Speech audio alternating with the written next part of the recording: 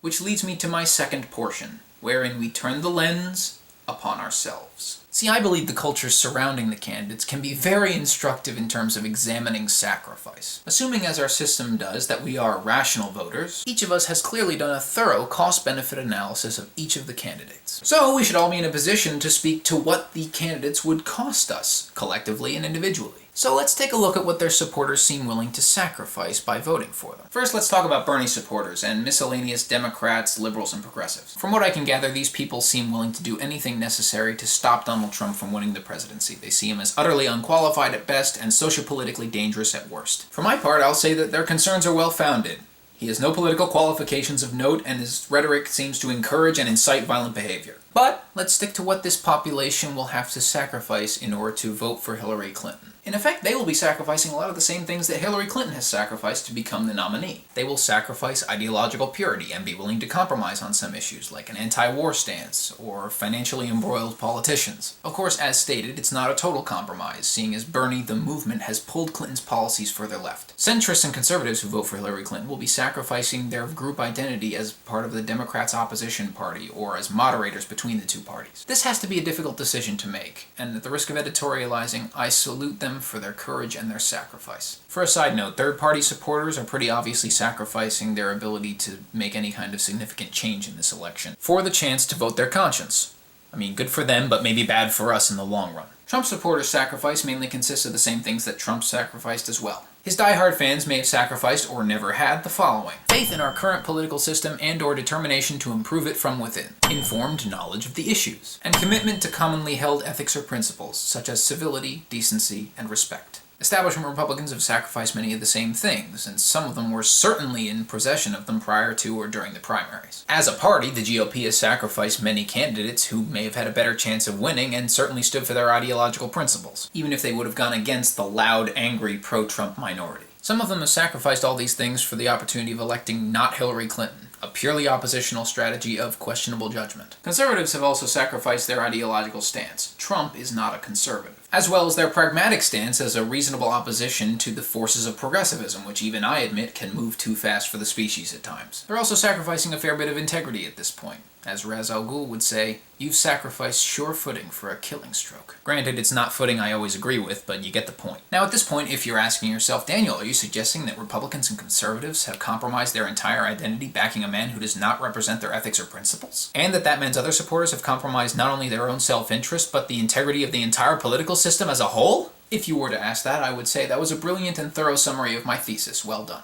Although it is an incomplete one, as the Republican Party has been slowly sacrificing their position as the party of moral certainty for decades. Sure, since Lincoln, their certainty in their moral purity has lasted through several definitions of moral purity. From being the opposition to a financially corrupt Democratic Party around the turn of the century to being Reagan's silent moral majority. However, the struggles of the party to retain its moral certainty have also been well documented, as has its record for absorbing displaced voter subpopulations by slightly changing its stance on moral purity. The so-called Southern Strategy, pioneered by Nixon. For a brief explanation, there's a paragraph in the description. There are also Trump supporters who are accepting certain costs, like Trump's disrespectfulness and misinformation, in order to adhere to a moral position on an issue. This regards issues like abortion, but there are several others that moral conservatives have rallied behind Trump to defend. What are they sacrificing?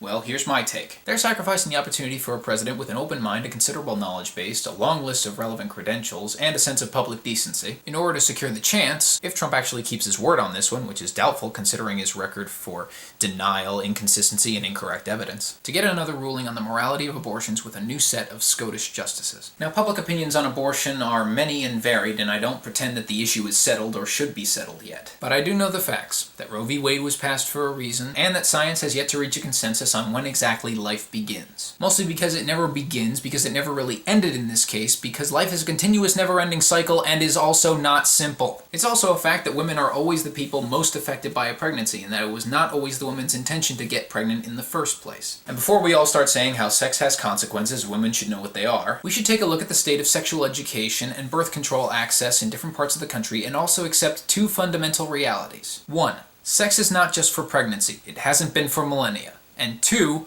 a man can get a woman pregnant without her explicit consent or in violation of sexual statutes. Those are facts. Now, if after analyzing and stewing on all of that, you still feel it acceptable to legally consign a woman to 0 options in counteracting unplanned, unfortunate, and life-altering consequences resulting from an unwanted pregnancy, no matter the consequences, that's fine. Just know that, in general, public opinion is not in your favor. And all that means that if one is voting for Trump based on that opinion on abortion, or on the fact-independent belief that abortion is a sin, then one is undeniably and ultimately willing to sacrifice all of the benefits of having a reasonable, rational, informed, and intelligent presence in the White House. All in the chance that Trump will actually keep his word, be able to appoint pro-life justices, and that will be enough to overturn a decision which currently holds popular majority in this country. Now, I must say, that is one big sacrifice, and I am personally impressed. Of course, I would be remiss if I didn't question such judgment, seeing as that's not just their resources they're sacrificing, but the resources of the entire country. Each of us is not only willing to sacrifice our own potential opportunities in this decision, but the potential opportunities of others. These are unavoidably high stakes, which is why most of the time we pretend that we can avoid them. We just don't think about them. We vote according to our own self-interest or moral standing, sometimes not considering the breadth or potency of the consequences for the 320 million other people in our nation. I would argue that in order to live in a society and reap all the benefits therefrom, we need to learn and consciously consider how our own interests, opinions, and actions affect other people. And this brings me to a quintessential moment in the history of the meaning of the word sacrifice. Many years after the English word sacrifice was derived from the Latin sacrificium, or to make more at, a young Roman Catholic man from Brookline, Massachusetts, who may have actually known the original Latin, addressed the nation on January 20th, 1961. For those unfamiliar, President John F. Kennedy's words were, "Ask not what your country can do for you. Ask what you can do for your country." Those 17 words are at the heart of what sacrifice means. It means that sometimes we must sacrifice our own personal interests for the greater good, and not just for the greatest personal good, but for the greatest good of the citizenry. For those Catholics out there wondering how Tim Kaine, a Catholic, can go against his beliefs and support a woman's right to an abortion, that's how. He put his own preferred, fact-independent beliefs aside according to the doctrine of church-state separation, and acted in the best interests of those whose lives are most affected by unwanted pregnancy. Democracy works by consensus, and there comes a time to consider that consensus may not always be in your favor. That shouldn't stop one from fighting for one's own beliefs, but what it should do is give one pause and drive to investigate the facts, opinions, and beliefs that run counter to one's own standpoint on an issue. Confronting one's own confirmation bias can be challenging, but ultimately it provides a fuller view of the world and a gratifying sense of awareness. A careful cost-benefit should then be in order, one that includes not only the costs and benefits to oneself, but to others. And once one re-enters the discussion of an issue, a commitment to respectful and informed discourse will aid tremendously in reaching a new consensus. A compromise perhaps more in line with one's own views, and hopefully informed by those with whom one must continually coexist. So before we go to make our consensus known in the ballot booths, I believe it fundamentally beneficial, damn near necessary, for us all to consider the sacrifice of the candidates and ourselves. Consider very closely the people we will be choosing between. What have they sacrificed and what for? Why did they sacrifice and how? These questions must be answered by well-sourced facts and honest, consistent opinions in order to be valid in a cost-benefit analysis. Then ask yourself, what are you willing to sacrifice and what for? Why are you willing to sacrifice? And is this the best way to do it? Then we need to ask the most important question.